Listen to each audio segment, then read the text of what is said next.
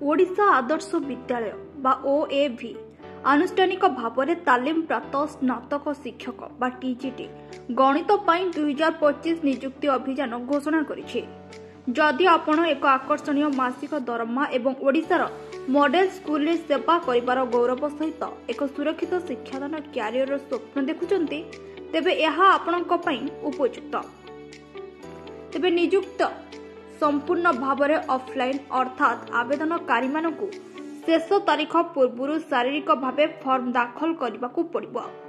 आवेदन करिवार शेष तारीख 22 अगस्त 2025 एवं आवेदन प्रक्रिया 12 अगस्त 2025 रु आरंभ हो सारी। यह एनसीटीई अनुमोदित प्रतिष्ठान गणित स्नातक डिग्री किंबा संबंधी विषय गुड़िकर मिश्रण एवं बीईडी योग्यता थिबा प्रार्थी मानक पई एक असाधारण सुजोग अटे।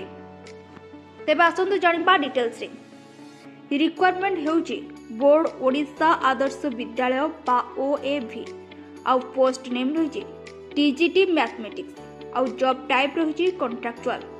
सैलरी रहिची 20,000 पर मंथ।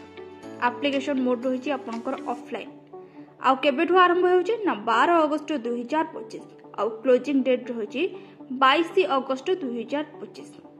लोकेशन रहिची बौद्ध डिस्ट्रिक्ट ओडिशा। तेबे आपनकर आवेदन पूर्ण करिवा पई निश्चिंत करंतु जे आपण समस्त आवश्यकता पूर्ण करूछंती, कारण असंपूर्ण योग्यता आपनक फॉर्म को प्रत्याख्यान करदबो। तेणु सेथि पई वीडियो को शेष पर्यंत देखंतु। तेबे आसंतु जानिबा बयस सीमा कोन रहिची। सर्वनिम्न बयस 18 वर्ष, सर्वाधिक बयस 65 वर्ष होइथिबा दरकार। तेबे एससी एसटी ओबीसी पीडब्ल्यूडी वर्ग पई सरकारी नियम अनुसार बयस छाड़ मध्य रहिछि। आ शिक्षागत योग्यता कोन थिबा आवश्यक ना प्राथमिक गणित स्नातक डिग्री किंबा प्रासंगिकता विषय रे सर्वनिम्न 50% मोट मार्क सहित विषय गुड़िकर मिश्रण होइथिबा आवश्यक। एनसीटीई अनुमोदित प्रतिष्ठान बीईडी करिथिबा आवश्यक। प्रिफर रहिछि सीबीएसई राज्य बोर्ड इंग्रजी माध्यम विद्यालय रे पूर्व शिक्षादान अभिज्ञता थिबा आवश्यक।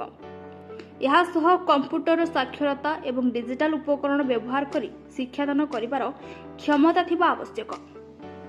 तेबे दरमा एवं सुविधा कोन रहिछि ना प्रति मासरे 20,000 समन्वित दरमा मिलिबो।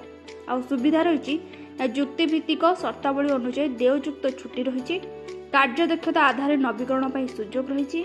सीबीएसई पाठ्यक्रम शिक्षादान पद्धति सहित परिचित। तेबे खाली पद विवरणी विषय आसंतु जानिबा।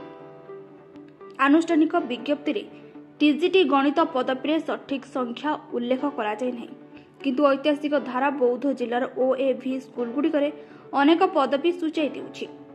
तेबे चयन प्रक्रिया कोन। ओएवी एक योग्यता भित्तिक बहुस्तरीय चयन प्रक्रिया अनुसरण करे। आवेदन गुड़िकर संक्षिप्त तालिका हेउछि योग्यता एवं शिक्षागत प्रदर्शन उपरे आधारित। लिखित परीक्षा विषय ज्ञान परीक्षार प्रयोज्य हुए। व्यक्तिगत साक्षात्कार एवं डेमो श्रेणी